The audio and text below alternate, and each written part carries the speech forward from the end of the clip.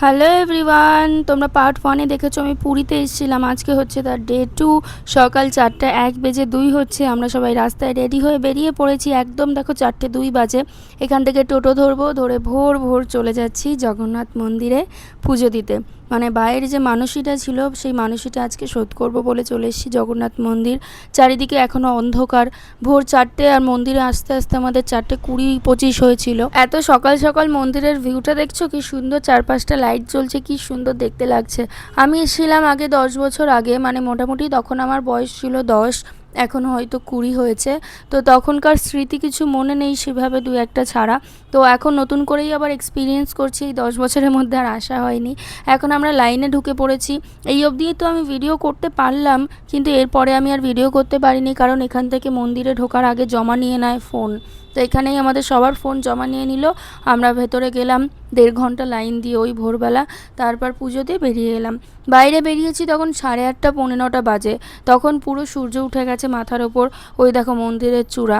শুনেছি নাকি এই পতাকাটা উল্টো দিকে ওড়ে, মানে মন্দিরের চূড়ায় যেটা আছে সেই পতাকা, সেই কাপড়টা নাকি হাওয়ার উল্টো দিকে ওড়ে। এরকম অনেক গল্পই আমি আগে থেকে জানতাম, তবে যে পান্ডা আমাদেরকে গাইড করছিল তিনি সবটা আমাদেরকে সুন্দর করে বুঝিয়ে বলেছেন। যেমন হনুমানজি যেমন সমুদ্রদেবকে পাহারা দেয়, নানান গল্প আমাদের বুঝিয়ে বুঝিয়ে বলেছেন।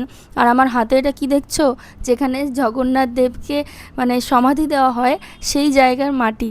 এটা আমার তো চাই, মানে অনেক কষ্টে এরকম জোগাড় করে এনেছি মনে করে, মাথায় করে।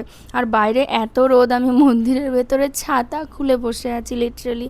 যাই হোক, এইটা আমার ভাই গোলুমলু। তারপরে আমরা ওখান থেকে বেরিয়ে এলাম, বেরিয়ে চলে এলাম টোটো ধরে সোজা হোটেলে। আজকে যাব একটু সমুদ্রেতে স্নান করতে। ফার্স্ট দিন এসে তো আমরা যেতে পারিনি, সেকেন্ড দিনেই যাব। বাইরের লাইনটা দেখছো, সবাই এই রোদে লাইন দিচ্ছে। এদের তো 4 ঘন্টা করে লাইন দিতে হয়। আমরা ভোরবেলা এসেছিলাম বলে 1.5 ঘন্টা লাইন দিতে হয়েছিল, তবুও দিতে হয়েছিল। আর সামনে দিয়ে দেখো একটা হনুমান হেঁটে চলে গেল। আর তোমাদের একটা কথা বলি, বাপ রে বাপ, মন্দিরের ভেতরে যা ভিড় আর যা ধাক্কাধাক্কি ঠেলাঠেলি হচ্ছিল। ওই পান্ডা বাচ্চাদেরকে গাইড করে, সেই গাইড যে করছিল সে পুরো বাচ্চাদেরকে পুরো ঘিরে ধরে খুব সেফলি ঢুকিয়ে ওরকম করে, মানে খুব বাজে সিচুয়েশন হয়ে গেছিলো। এটা আজকে প্রথম নয়, প্রত্যেকদিন মন্দিরের নাকি এইরকমই অবস্থা হয়। এত ঠেলাঠেলি ধাক্কাধাক্কি, জানি না, এইটা একটু সিস্টেমটা যদি বদলানো যায় খুব ভালো হয়। অন্তত মানুষজনকে ভেবেচিন্তে ঢোকানো হোক যে কজন মানুষকে ভেতরে ছাড়বো। মেন যে মন্দির, মেন যে ঠাকুরের যে গৃহ, সেখানে কজনকে ছাড়লে ভেতরে ভিড় হবে না, ভেতরে ধাক্কাধাক্কি হবে না, সেটা অন্তত বুঝে সেইভাবে ছাড়া উচিত। যে পুলিশগুলো ওখানে দাঁড়িয়ে থাকে, তারা হট করে ছেড়ে দেয়, ছেড়ে দিয়ে 2 মিনিট ছেড়ে দেয়, 2 মিনিট পর আবার গেটটা বন্ধ করে দেয়। তো সেই 2 মিনিটে এত মানুষ ঠেলাঠেলি করে ঢোকে না, এত ধাক্কাধাক্কি করে ঢুকে যায়, ভেতরে পুরো কনজাস্টেড হয়ে যায়। আর এত ভেতরে ধাক্কাধাক্কি, আর বাচ্চারা তো কাঁদছে ভেতরে ভয়ে। মানে এমন সিচুয়েশনের মধ্যে দিয়ে ঠাকুর দর্শন করে এলাম। তো এটা মনে হয় একটু হিসেব করে ছাড়া উচিত। যাই হোক, আমরা এবার বেরিয়ে পড়েছি। বাড়ি এসে একটু চেঞ্জ করে হোটেলে এসে আমরা বেরিয়ে পড়েছি সমুদ্রে। তার আগে সকালে খাওয়া দাওয়াটা সেরে নিই। পাশেই একটা সুন্দর হোটেল ছিল, সেখানে খুব সুন্দর সুন্দর খাবার পাওয়া যায়, পুরো বাঙালি স্টাইলের। এত সুন্দর খাবার পাওয়া যায় যে আমরা ওই হোটেল থেকেই সব দিন খেয়েছি। আমাদের ডিনার, লাঞ্চ, ব্রেকফাস্ট সব কিছুই ওই দোকান থেকে হয়েছে। তো দোকানের লোকও আমাদের চিনে গেছিলো। তো যাই হোক, এবার ফাইনালি সেকেন্ড ডে আমরা বিচে চলে এলাম। কাল এসে যা যা করেছি সবটা ব্লগে তোমাদের দেখিয়েছি, প্রথম ব্লগে, সেটা তোমরা দেখতেই পারো যারা দেখোনি। আর আজকে তো সেকেন্ড ডে, আমি আর ভাই একটু ভিডিও করছিলাম, ছোটাছুটি করছিলাম, মজা করছিলাম। সুন্দর লাগছিল বিচটা দেখতে। তবে একটা কম্পেয়ার করি পুরী বিচের সঙ্গে দীঘার বিচ, দীঘা বহুবার গেছি, সেখানে কম্পেয়ারটা করতে পারছি যেটা, সেটা হচ্ছে পুরী বিচটা না অনেকটা শান্ত, আর দীঘার বিচটা অনেকটা ক্রাউডেড। মানে দীঘায় তো এখন মানুষ বলছে পুরো পশ্চিমবঙ্গই নাকি দীঘায় চলে গেছে। তো আমরাও খুব তাড়াতাড়ি দীঘায় যাব, বাড়ি থেকে আবার ফ্যামিলি ট্যুর করছে। তো কিছু করার নেই, পুরী থেকে ঘুরে কিছুদিনের মাথায় আবার দীঘায়ও যাচ্ছি। তো যাই হোক, দীঘা এত লোক, আর সেই তুলনায় পুরী অনেকটা খালি ফাঁকা। আর দ্বিতীয় কম্প্যারিজন হচ্ছে পুরীর সমুদ্র অনেকটা উত্তাল, মানে পুরীতে স্নান করে মজা আছে। ঢেউগুলো এমনই যেন উড়িয়ে নিয়ে যাবে। যারা সামলাতে পারে না তাদের জন্য একটু মুশকিল, কিন্তু যারা পারে তারা খুব এনজয় করবে। সেই তুলনায় আমি যা দেখলাম, দীঘার সমুদ্রটা একটু শান্ত, মানে এত বড় বড় ভারী ভারী ঢেউ আসে না, একটু শান্ত। তো এই একটা কম্পেয়ার করতে পারছি। আর 3 নম্বর কম্প্যারিজনটা হচ্ছে যে দীঘায় না অনেক সুন্দর সিটিং এরিয়া আছে। এইটা তোমরা যারা জানো তারা জানো, দীঘার সিটিং এরিয়াটা খুব সুন্দর। মানে ওখানে সন্ধেবেলা গিয়ে যদি বসা যায়, ওই যে মাছগুলো ভাজা হয় ওখানে বিক্রি হয়, ওগুলো খেতে কত সুন্দর লাগে না, মশলা মশলা। তাছাড়া দীঘায় না অনেক শপিংয়ের জায়গা আছে, অনেক দোকানপাট আছে, সেটা পুরীতে নেই। পুরীতে দোকানপাট একটু কম, মাছের দোকান আছে কিন্তু সেটা বিক্রি বাট্টা নেই, লোকজন নেই। এখানে যদি তুমি গিয়ে সন্ধেবেলা বসতে চাও, তোমাকে পার চেয়ার হিসেবে, ঘন্টা হিসেবে তোমাকে চেয়ার নিয়ে ভাড়া নিয়ে বসতে হবে। তো তার থেকে দীঘা এই দিক থেকে অনেক ভালো। আর ওই যে জলটা ছিটকে আসে পায়ে দীঘাতে বসলে, ওইগুলো খুব ভালো। মানে ফ্যামিলির সঙ্গে যাও, বন্ধুদের সঙ্গে যাও, সন্ধ্যাবেলা বসলে পুরো একদম আড্ডা জমে যায় ওখানেই। তো যাই হোক, দেখো সমুদ্রের একদম কোমর ছাড়িয়ে জলে নেমে গেছিলাম আমি, ভাই আর বোন, আর মা বাবা ছিল, এক দাদু ছিল, দাদুই ভিডিওটা করছিল।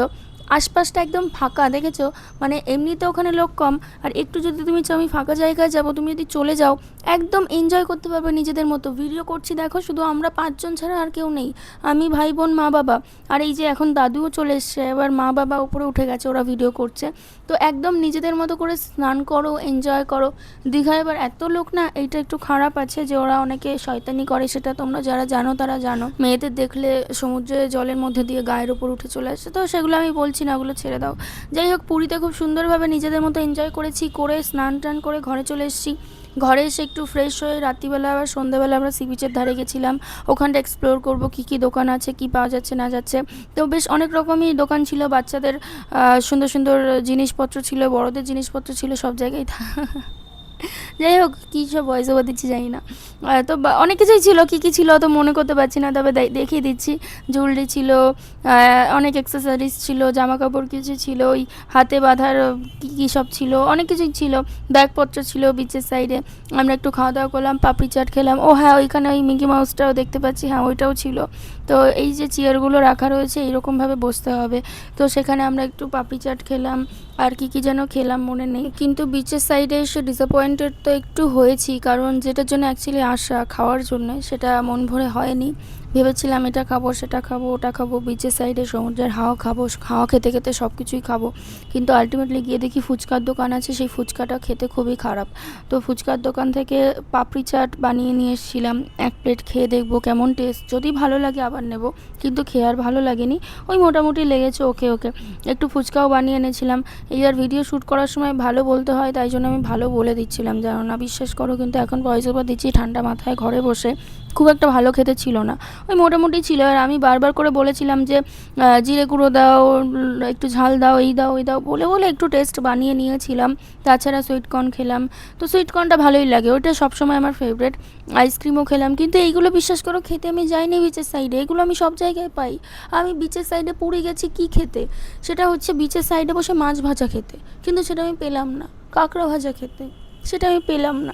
মনে দুঃখ নিয়ে আর রাতের ডিনার নিয়ে ঘরে চলে এলাম, হোটেলে চলে এলাম। হোটেলে এসে রাতে ডিনার করব।